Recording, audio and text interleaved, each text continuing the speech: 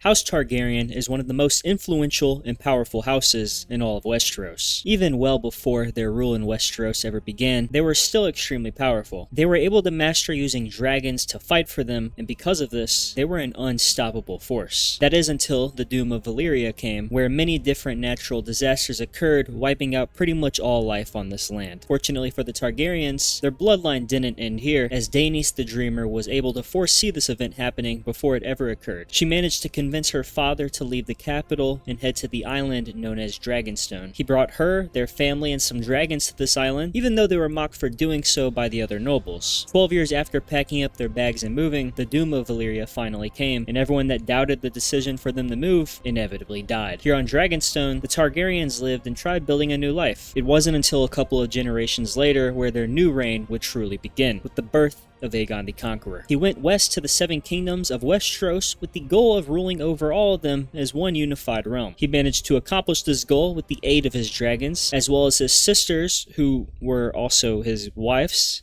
And history was then made. The Targaryens ruled the Seven Kingdoms for nearly 300 years, until one house came and put a stop to all of that. Well before House Baratheon took the Iron Throne from the Targaryens, this house was ironically founded thanks to Aegon the Conqueror himself. Orys Baratheon, who was a general in Aegon's army, was given the land known as Storm's End for his accomplishments in battle. Here he became the Lord of Storm's End and founded his very own house. For centuries, the Baratheons managed to maintain their rule in this land, never falling once, no matter how many sieges occurred, mostly due to the defenses that the fortress offered. When Robert's rebellion against the Iron Throne occurred, Storm's End was almost lost for the very first time. House Tyrell, who remained loyal to the Mad King, besieged the remaining Baratheon forces, in which Stannis was the commanding leader here. This occurred for over a year, in which everyone inside of Storm's End all nearly starved to death. Thankfully, the war came to an end. Robert, of course, took the throne for himself, and to Stannis' displeasure, he was made the Lord of Dragonstone. Their youngest infant brother, Renly, was made Lord of Storm's End. Unfortunately, as we all know, all three of these brothers will inevitably die, and none of them fathered any legitimate children to continue on the legacy of House Baratheon. In Season 8 of the show, one of Robert's bastards was made the Lord of Storm's End and formally recognized as Gendry Baratheon. In the books, it's not yet clear what House Baratheon's legacy will become, so for now, we just have to accept the ending that the show gave us as canon. House Stark is one of the oldest and strongest houses in all of Westeros. Before Aegon the Conqueror came and unified the Seven Kingdoms as one, House Stark were the rulers of the North. Thousands and thousands of years before the events of the show and books, House Stark was founded by Bran the Builder, a legendary first man who created Winterfell and apparently even built the Wall. After years of fighting other northern houses for control, House Stark proved to be the strongest, and every other house eventually either kneeled or lost to them in battle. This is how they were recognized as the kings of the North for millenniums to come. When Aegon the Conqueror came to Westeros, King Torrhen Stark marched his army down to the south to face him, but surrendered when they witnessed the dragons he had and the many victories under his belt. The houses that didn't surrender to Aegon quickly were wiped out, and Torrhen didn't want the same fate for his house. Although it was controversial for Torrhen to surrender and he was critiqued by many, those who did critique him were only able to be alive to do so because of Torrhen's actions. Instead of House Stark going extinct, they were allowed to keep their power in Winterfell, serving under the Targaryens for hundreds of years to come. That is until, of course, Lady Lyanna, sister to Eddard Stark, who was also supposed to be wed to Robert Baratheon, was taken by Prince Rhaegar Targaryen. Eddard's father and brother demanded justice, but were instead viciously executed by the Mad King. This is where Robert's rebellion took place, and Eddard joined his side as the new Lord of Winterfell. We all know the suffering that the Starks will have to endure after these events, but thankfully, their family still continues on strong, and in the show, most of Eddard's children survive and continue on the legacy of House Stark. Like most of the people living in Westeros at the time of the series, House Lannister are descendants of the Andals, a race of people who came from the western side of Essos. 6,000 years ago, they came to Westeros, overrunning and conquering most of the continent, which was at the time only inhabited by the First Men. The Lannisters became one of the most prominent houses in Westeros due to Lann the Clever, who was a legendary trickster, swindling Casterly Rock from House Casterly. Here, House Casterly went extinct, and House Lannister came to be, now being recognized as the Lords of Casterly Rock. Just like most of the surviving houses at the time of the series, House Lannister bent the knee and swore allegiance to Aegon the Conqueror. Because of the gold that Casterly Rock has to offer, the Lannisters became the wealthiest family in all of Westeros. This of course brought them a lot of power, and is the reason that the saying, "a Lannister always pays his debts," exists. Tytos Lannister, the father of Tywin, was at one point the head of the house, and because of his actions, brought a decline to the house itself. This caused a rebellion to happen, and if it wasn't for Tywin stepping up, House Lannister might not have been around for much longer. Tywin was a very strong and ruthless leader, which re-established fear into the other houses, in which House Lannister started to lose for quite some time. Tywin rebuilt the house to the powerful state we see it in during the series, and made sure it stayed that way, making arrangements for his children to be in positions of power. At least the children he deemed as worthy, that is. By the end of the show, all the Lannisters from the main family, besides my goat Tyrion, had passed away. It is unclear what the future of this great house looks like, especially in the books, but we can assume that their legacy might continue on. House Tyrell has quite a few similarities to House Lannister. The Tyrells are the second wealthiest family at the time of the series, just barely behind the Lannisters, and they also are descendants of the Andals. Alistair Tyrell, who was an Andal knight, is who founded House Tyrell, but unlike the Lannisters, they became a strong house in a much more respectable way. The Tyrells originally served House Gardener, who were the Lords of Highgarden, and over a period of time, House Tyrell was able to rise in prominence and become a very strong house. However, the Tyrells didn't become anywhere near as strong as we see them in the series until around Aegon's conquest. King Mern IX, the final leader of House Gardener, did not kneel to Aegon the Conqueror, resulting in him being burned alive. After this happened, Harlan Tyrell, who was Mern's steward at the time, surrendered Highgarden to Aegon. Because of this, Aegon rewarded Harlan by making him the Lord of Highgarden. Although the Tyrells rose to becoming a powerful house in a more respectable way compared to the Lannisters, that doesn't mean they are much better overall. They are about as cunning as the Lannisters are, especially when it comes to politics. However, they typically mask this by being more subtle. The Tyrells are kind of in a weird middle ground when it comes to ethics, having many similarities to the Lannisters, but also still representing some of the honor that House Stark has. The dynamic that they have with other houses is typically really interesting to learn about, as they usually try to pursue what would be the most morally right thing to do, but also being open to go about it in pretty unethical and shady ways. When it comes to war, they are completely okay with switching sides depending on who is most likely to win. Unfortunately, by the end of the show, all the Tyrells have unfortunately died, so if the books follow a similar path, their legacy will no longer be able to continue on. The rulers of the Vale and the legendary fortress known as the Eyrie, House Arryn is a very strong and prominent house. Although no one has ever come close to being able to take the Eyrie from House Arryn, it is unknown what would have happened if the Arryns decided to not bend the knee to Aegon the Conqueror. I mean, I'm sure Aegon would have been able to eventually take it from them, but it probably wouldn't have been very easy, as the Eyrie is one of the most, if not the most, impregnable fortresses in all of Westeros. Anyways, Aegon allowed them to stay the Lords of the Eyrie due to them surrendering, and they have remained a strong house since. Jon Arryn, who is actually the main reason why the events in the series takes place, was the most recent head of House Arryn, and he was a very respected and noble person. When the Mad King demanded Eddard to be turned over to the King's justice after he had killed Eddard's brother and father, Jon Arryn rebelled, which is what directly caused House Stark and House Baratheon to come together against the throne. When Robert took the throne for himself, he appointed Jon as the Hand of the King, in which he served the realm for many years to come. He sadly passed away, which made his 6-year-old son, Robin, the soon-to-be new Lord of the Eyrie and head of House Arryn. At the end of the show, Robin has taken on his role, and House Arryn still continues on. Thousands of years ago, Dorne was divided into multiple sections, with many different houses having kings for each said area. House Martell were one of these many houses. It wasn't until around 1,000 years ago where they really started to rise in power, though. At this time, Rhoynar refugees were fleeing Essos, in which they migrated across the narrow sea to Dorne. These refugees were led by the warrior queen known as Nymeria, and here on Dorne, she met Mors Martell, and they formed an alliance with one another through marriage. Together, they conquered and unified the rest of Dorne, and instead of calling themselves the king and queen, they would take on the Rhoynar tradition of referring to themselves as the prince and princess. House Martell remained a very strong house, and still is by the end of the series. This house was so strong that they were the only one to successfully fight off Aegon the Conqueror and stay independent during and after his conquest. Their weaponry and military tactics were extremely advanced, and they even managed to slay the legendary dragon known as Meraxes, which was Rhaenys Targaryen's dragon, and this was also how she was killed, as at the time, she was flying atop of it. About a century before the events that take place in the series, House Martell joined the Seven Kingdoms through a matrimonial alliance. But their words, unbowed, unbent, unbroken, still remain true, meaning they have never successfully been conquered by outsiders. Because of the strength they showed, they were still allowed to refer to themselves as the princes and princesses of Dorne, rather than being forced to call themselves lords like every other house in Westeros. Right before the events of the series, series, Elia Martell, who was the Princess of Dorne, was to be wedded to Rhaegar Targaryen. Elia stayed in King's Landing rather than returning to Dorne, and she birthed 2 of Rhaegar's children. Sadly, during Robert's rebellion, she, alongside her 2 children, were murdered by the Mountain, who was a member of Tywin Lannister's army. Peace was restored after these events, but her brothers, Doran and Oberyn, were of course outraged. We obviously know Doran would eventually pass away, as well as Oberyn when he sought vengeance against the Mountain for what he had done, but fortunately for House Martell, their legacy doesn't end here, as another member of the Martell family took on power in Dorne. House Greyjoy are the rulers of the Iron Islands, which are harsh and bleak pieces of land. They have always had plans to conquer the mainland, but they of course have never gotten anywhere close to these goals. This doesn't mean they aren't a strong house, and they are in fact one of, if not the strongest houses when it comes to the water. The people that they rule over, who are known as the Ironborn, are about as bleak as the land that they live on. They are fierce, ruthless, and strong individuals who only follow those that are stronger than them. Not long before the events of the series, Lord Balon Greyjoy led a rebellion against King Robert Baratheon. His brother Euron burned the Lannister fleet, which made them an unstoppable force on the water. 2 of Balon's sons, Roderick and Mairon, were killed during the rebellion, and it eventually was put to a stop as Stannis Baratheon's royal fleet finished them off. Balon's only surviving son, Theon, was taken in by the Starks and made into a ward, which forced Balon to submit to King Robert. His daughter, Yara, was the only surviving child that remained on the Iron Islands after this defeat. Eventually, Balon exiled Euron from the Iron Islands, in which he became a feared pirate that terrorized the seas, until he ultimately returned in the show to kill Balon and become the new Lord of the Iron Islands. During the final season, Theon and Euron are both killed off, and Yara remains the only surviving Greyjoy, in which she becomes the new ruler of the Iron Islands, and the legacy of House Greyjoy seems to continue on. In the central part of Westeros, there is a territory known as the Riverlands, which is ruled by House Tully. The Tullys rose in prominence during Aegon's conquest, when Lord Edmund Tully rebelled against the King of the Iron Islands to support the Targaryen invaders. During the War of the Nine Penny Kings, a short-lived attempted invasion of Westeros by House Blackfyre, the Tullys fought on the side of the Iron Throne, coming to House Targaryen's aid yet again. The 2 brothers, Hoster and Brynden Tully, both fought together in this conflict, but later on parted ways after a disagreement had happened between the 2. Brynden was given the name Blackfish, which he willingly took on, and he would continue to fight in battle until his very last moments, where the Lannisters launched a siege on Riverrun in season 6 of the show. Hoster did not continue to fight in any battles, and instead married Lady Manisa of House Went, in which they had 3 children, Catelyn, Lysa, and Edmure. Since the beginning of House Tully, they had always remained loyal to House Targaryen, that is, up until Robert's Rebellion, where Catelyn was married to Lord Eddard Stark, and Lysa was married to Lord Jon Arryn, to form a powerful alliance against the Mad King. This alliance is actually a major reason why Robert's Rebellion was even a success. Of course, we all know that Catelyn and Lysa are eventually killed off, and in season 8 of the show, Edmure is the only surviving Tully, and is now currently the Lord of Riverrun, and they still remain a powerful house in Westeros. House Bolton is yet another one of the oldest houses in the Seven Kingdoms, with their origins rooting all the way back to the First Men. For centuries, the Boltons refused to accept House Stark as their ruler, even after pretty much every house in the north did. They successfully killed many Starks, and apparently would keep their skin as trophies and even wear it as a cloak. The Boltons are one of, if not the most, ruthless houses in all of Westeros. I mean, their house sigil is literally a flayed man, which is a practice that they have taken part in for thousands of years, where they would torture prisoners, removing several layers of skin, which would expose nerve and muscle tissue and leave them in perpetual agony. These motherfuckers are vile. Anyways, the Boltons are one of the strongest houses in the north, pretty much being the only house that could successfully fight against House Stark. Eventually, the Boltons were defeated and bent the knee, in which they were also forced to give up the practice of flaying. With that being said, they still remain the second most powerful house in the north. We of course all know that Roose Bolton eventually betrayed House Stark, resulting in the death of Robb and Catelyn, and he was then named the Lord of Winterfell and Warden of the North, being the only house to ever successfully dethrone House Stark. The Boltons were all thankfully killed off by season 6 of the show, meaning their legacy definitely will not continue on. Thank God. House Frey are the Lords of the Twins, a castle with 2 nearly identical towers and a fortified bridge stretching over a body of water to connect the 2 towers. This bridge is the only crossing point over this river for hundreds of miles in either direction, and according to Catelyn Stark, no one in history has ever been able to avoid paying the toll that is required to pass this bridge. We actually explicitly see what happens when you do try to avoid the cost that comes with crossing during the Red Wedding. House Frey have only been around for about 600 years before the War of the Five Kings, and they are located in the Riverlands. They had gotten pretty wealthy thanks to the toll that they enact on travelers, and for most of their history, they were vassals vassals of House Tully. House Frey was never treated with much respect, and Lord Walder Frey highlights this to Robb and Catelyn when they visit him. With that being said, Walder got the final laugh when he had them both killed due to them not keeping the promise that they made. That is until season 7 of the show, where Arya comes and gets revenge, killing him off, but this does not result in the end of House Frey, as Walder had more than 100 descendants, so it's safe to say their legacy, for better or worse, will continue on. House Mormont are the lords of Bear Island, a remote island in the north of Westeros. There aren't many valuable resources here, so the Mormonts are a relatively poor house. With that being said, the people that come from this island tend to be very strong and loyal individuals. The Mormonts are one of the oldest and proudest houses in the north, but unfortunately, their reputation was hurt due to the actions of Sir Jorah Mormont, the previous lord of Bear Island. In Westeros, slave trading is an inexcusable crime, and Jorah took part in it at one point. He was exiled from Westeros, never to return again, and that is where he found Daenerys Targaryen, in which he decided to loyally follow. Jorah's father, Jor, who was the Lord Commander of the Night's Watch, felt disgraced by his son's actions of being a slave trader. Jorah is eventually killed, and in season 8 of the show, Jorah dies protecting Daenerys. Jorah's cousin, Lyanna, was made the head of House Mormont, but that didn't last long, as she dies in season 8 as well. Unfortunately, House Mormont goes extinct, and their legacy sadly no longer continues on. House Tarly is an old house having origins back to the First Men, and are the Lords of Hornhill, a castle southeast of Highgarden. This house has a militarist tradition, and they are one of the few to possess a Valyrian steel sword, which is known as Heartsbane. During Robert's Rebellion, Lord Randall Tarly commanded the vanguard at the Battle of Ashford, and they managed to make Robert Baratheon retreat. With that being said, Lord Mace Tyrell took credit for this victory since Randall was serving under the Tyrells. After the extinction of House Baratheon, they swore allegiance to House Lannister, and they eventually betrayed House Tyrell. Lord Randall fights alongside Sir Jaime Lannister. Unfortunately for Randall, he and his son, Digon, were executed by Daenerys Targaryen after the Battle of the Gold Road. Because his son, Samwell, is a sworn brother of the Night's Watch, the only person who can take on being the head of House Tarly is Samwell's sister, Tala, but because she is married to a member of House Fossaway, we can now only assume that this house will become the new lords of Hornhill. House Baelish was a pretty new house, and it all didn't last very long whatsoever. This house was founded by a sellsword who traveled from Braavos to Westeros to serve House Corbray, located in the Vale of Arryn. His son became friends with Lord Hoster Tully, and he had his son, Peter, fostered at Riverrun. Here, Peter fell in love with Catelyn, and her sister, Lysa, fell in love with him. Catelyn was to be wedded to Brandon Stark, who was Eddard's older brother, and Peter was not happy at all about this. He challenged Brandon to a duel for Catelyn's hand, but because he was not well versed in combat whatsoever, he lost. Peter left for home in disgrace, and here his bitter feelings would only continue to grow. Years later, Lord Jon Arryn took Peter in to do financial work for him, as he was suggested by Jon's wife, Lysa, who was still secretly in love with Peter. And here he was really able to shine and distinguish himself. Peter then made a name for himself through this, and Jon eventually made him the master of coin in King's Landing after he himself became Hand of the King. Peter quickly became a powerful player in royal politics, in spite of all odds being against him, especially since he did not come from a noble or great house. We all of course know that Peter is a very morally wrong person and just does whatever he can to get even more power, but the things he was able to accomplish should still, in my opinion, be talked about. He is eventually killed by Arya Stark in season 7 of the show, and because he had no offspring, House Baelish became extinct. Although House Hightower is not around anymore in the main series, the power that they had was extremely surprising to learn about after I discovered them in House of the Dragon. So I without a doubt think they are worth mentioning in this video. House Hightower was one of the most ancient, wealthy, and powerful houses in Westeros. They were at the front and center of politics in Westeros for centuries, and they ruled over Oldtown, which was the biggest city in Westeros for thousands of years before the Targaryens came. Lord Hobart Hightower was the head of the house before the reign of King Viserys I, and his younger brother, Otto, served Viserys as Hand of the King. As we saw in season 1 of the show, Otto had his daughter, Alicent, wedded to Viserys, and she birthed 4 Targaryen children. I don't want to spoil myself or you guys for what happens in the following seasons of House of the Dragon, so I won't discuss any more here about House Hightower. Finally, I have made sure to save the absolute best house for last. Of course, I'm talking about the most legendary house of them all, House Bronn. All jokes aside, there are multiple other houses that I wanted to cover, but I just wasn't able to in this video, so I apologize to the 5 House Umber fans out there. Anyways, that's pretty much all for this video. If you want to see more like this, please subscribe and leave a like to let me know. I plan on making a lot more videos like this in the future, so make sure to stick around for that. Anyways, thank you very much for watching, and goodbye.